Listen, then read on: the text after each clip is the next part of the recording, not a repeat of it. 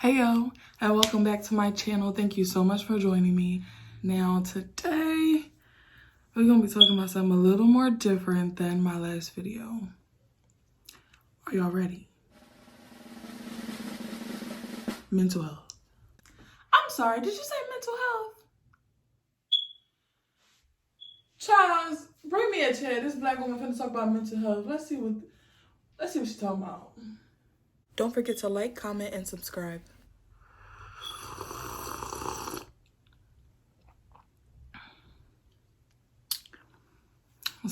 It's your girlie, welcome to my channel, where you go with me on my journey, where I be me and I fly free, and you're listening to this melody here. Self-care, vlogging, rare.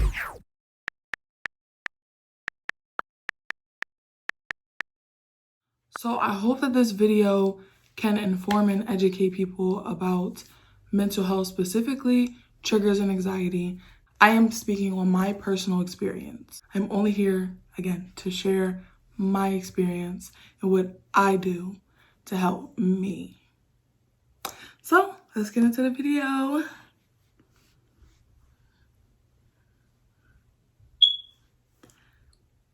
So as I previously stated, I'll be talking about triggers and anxiety. So let me just give you guys a definition, just in case you're just like, oh, Erica, what is triggers? Oh, Erica, what is anxiety? You know I always got you, like. Okay, so the definition of triggers, according to healthline.com, in mental terms, a trigger refers to something that affects your emotional state, often significantly, by causing extreme overwhelm or distress. A trigger affects your ability to remain present in the moment. It may bring up specific thought patterns or influence your behavior. I'll give you the definition of anxiety. Anxiety is an emotion characterized by feelings of tension, worried thoughts, and physical changes like increased blood pressure. People with anxiety disorders usually have reoccurring and intrusive thoughts or concerns. They may avoid certain situations out of worry. So,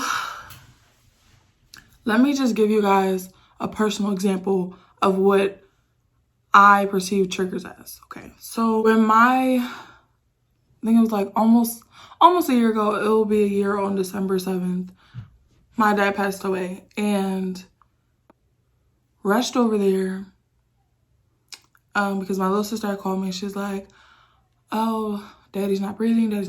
I'm like, what are you talking about, girl? If this is a prank, it is not funny. And so I guess this is like two examples in one. So when she called me, she was like, you know, like, dad's not breathing. So whenever she calls and she has kids, when they, whatever emotion they're feeling, they just like, it's just like, I don't know, it's like over the top sometimes. So she could be like really excited, or she could feel like, I don't know, like uncomfortable or something. And when she calls and she has that same tone, I'm just like, what's wrong? Like, because it brings me back to that day, and I'm like, girl, like, you have got to learn. They said, when you're happy, I need you to sound happy. When you're sad, I need you to sound sad. Because it just, ooh, child. But, so anyway, back to the other story. I rushed over, same story, I guess. I rushed to the house, and maybe 15 minutes later, they said that he had passed away. So I went upstairs, and he was laying on the floor. His eyes was like bloodshot and bulging. And he had I don't even know like the medical terminology for it, but it was like a little tube in his mouth. I guess they were trying to give him CPR.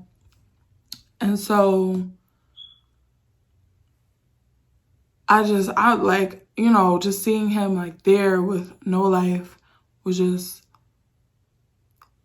it was overwhelming and really scary.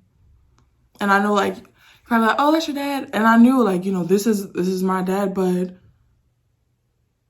he didn't have any life in him. Like, I was honestly, I'm not gonna lie, I did not touch him. I was scared to touch him because I'm just like, like, you're not breathing anymore. You're not breathing. And I know this might not make any sense or it might sound weird, but I was scared that if I touched him, like, he was gonna, like, grab me. It could be from just watching scary movies. I do not like scary movies, but I don't know. That's just how I felt. So later on down the line, I had bought a rabbit and I went on vacation maybe for like 2-3 days, maybe 4. But my girlfriend was here. She was watching a bunny. But she had transferred from bunny food to rabbit food. She was getting, she's getting older. So, and then we also fed her fruits and veggies. I don't know. Maybe it was like from the vegetables or something. But she had got a stomach virus. And when I came through the door, when I got back from my vacation, I came through the door, I fed her. Now, mind you, her name was Oreo. Oreo was so fat, like so fat, and always hungry, always, no matter what, no matter what. So, came and I fed her, and she like hopped away from it. I'm like, what? Like, you don't want to eat, girl? So then I was like, that's kind of weird. So I put the food back in front of her again, and she hopped away again. And I'm like, So I picked her up. I'm like, girl, what is going on with you? And I had the food in my hand. I was trying to feed it to her. She wouldn't take it. Gave her water. She wouldn't take it. So I'm like, So I put her down, and she started like trembling and like falling over. And I'm like, what is going on? What are you okay? So I'm calling vets, and they're like, oh, we don't take rabbits. We don't do rabbits. We don't do rabbits. I finally found one like a little further out past the boulevard. So I'm on my way. And it was me, my girlfriend, and my sister. And I kept asking my sister, like, is she okay? Like, is she still breathing? Is she all right? Because she was like really like just breathing really hard. I was like, okay, we're 8 minutes away, Oreo. We're 8 minutes away. And she did not make it. And I was just there like, I started bawling because I was like, oh my gosh, like, not dead, not die. We're 8 minutes away, baby. We were 8 minutes away. And I could not touch her. I could not touch her because it brought me back to, my father just laying there lifeless. And then I look at her and she's laying there lifeless. And I'm like, I cannot touch you. But those are just a couple examples of triggers. So also it can be an example of anxiety. So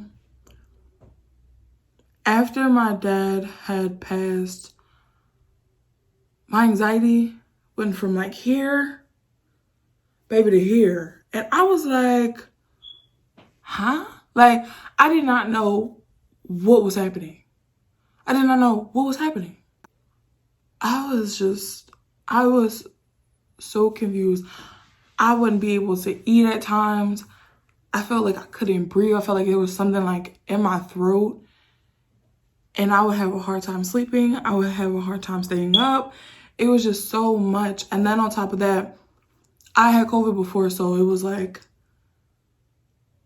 every time I just wanted to stay in the house, and I kept like cleaning. I was like, oh my gosh, the mailman touched the doorknob. I have to spray and I have to clean. Like, the people are walking on the steps at the spray. I have to clean. Like, just constant worry, constant anxiety for so long. And I'm not saying don't be careful, because obviously be careful. But it was just over the top. It was over the top. I'm like, Erica, you have to stop. You have to find a way to stay calm. You have to find a way to get it together. So I'm going to tell you ways that help me get my triggers and my anxiety under control. So right now I'll be talking about different ways I was able to control my anxiety. So number one was a warm or a cold setting, which means like whenever I felt anxious, whenever I felt worried, I would get some tea. Let's just admire this mug, Virgos, because you know we're only the best. But anyway, stop the cap. Cold or a warm setting. I would give me a cup of tea or a blanket. But if you're thinking of trying this out, if you prefer to be cold, I would say get you like a ice, like an ice cup or something, or just go somewhere where you can be cold. Whichever one brings you comfort. Number two, surround yourself with people you love. So for me, I would either call my mom or my girlfriend, like, listen, I'm struggling right now. Are you able to talk? Are you able to come over? Are you able to do this? Are you just somewhere where you can be with them, just to, help to ease your body. Three, have a conversation with yourself. I know a lot of people are like, talk to yourself, girl, what? So I talk to myself, and what about it? Full-fledged convo right up here. I might even say it out loud. So, just have a conversation with yourself. Let yourself know, like, listen, this is only temporary. You are okay. It will be over soon. Okay? Like, there's nothing wrong with talking to yourself. It's okay. You are your best friend. 4, I'd like to watch something funny. Now, I put on maybe Martin or Fresh Prince or something, something to make you laugh. Number 5, exercise. It could be dancing or actual, like going to the gym and working out, whatever. Do something physical, just, that involves your whole entire body. So that'll also help you to, like, calm down. Because everybody knows once you get done exercising, you're like, you ready? 5, 6, 7, 8. Go to sleep.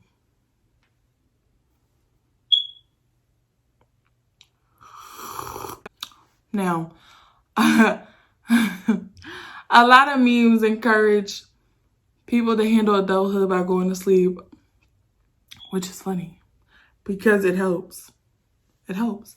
You're in your best mindset when you have enough sleep. You can make proper decisions when you have enough sleep. Also, you can deal with anxiety if you have enough sleep. Sometimes that also plays an important role in anxiety attacks, especially for me. If I don't get enough sleep, my whole body is off and my body's about to do too much. So make sure you get your hours in. Another one, clean. I clean like everything. I guess it can also fall under exercise, but just something that my whole body is moving. I can focus on something else right now.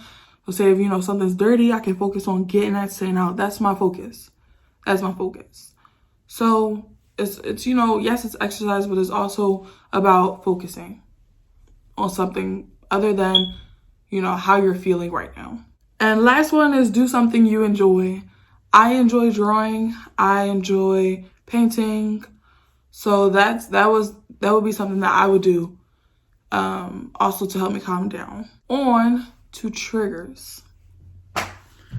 So my first thing that I would do is wait to respond. The minute something happens that is triggering to me, I try to give myself however long I need to calm down and to figure out, okay, how is it that I'm feeling? Number 2, they go hand in hand, honestly, but allow yourself time to cool off, calm down, recenter, whatever. Give yourself time. Don't let nobody tell you, oh, it's been too long. Oh, what's wrong with you? Oh, you have to talk to me. You have to do this. You have to do that. No, I do not. Only thing I have to do is worry about me. So give yourself that time to do whatever it is that you need to do so that you can move forward in the right headspace. Express how you feel. Express how you feel. Never be ashamed or afraid to tell someone how you're feeling. Never. Set them boundaries.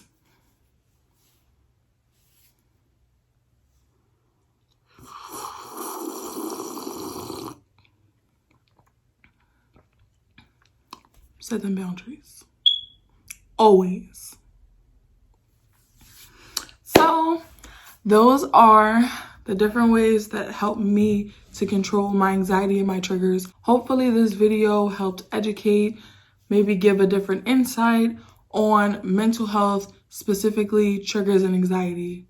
Thank you so much for joining me, and I hope to see you in my next video. Also, check out the last video that I posted. Yeah. Buenas noches. Buenas noches. Standing in line, waiting to be noticed. Is there something that makes me different? How do I even show it?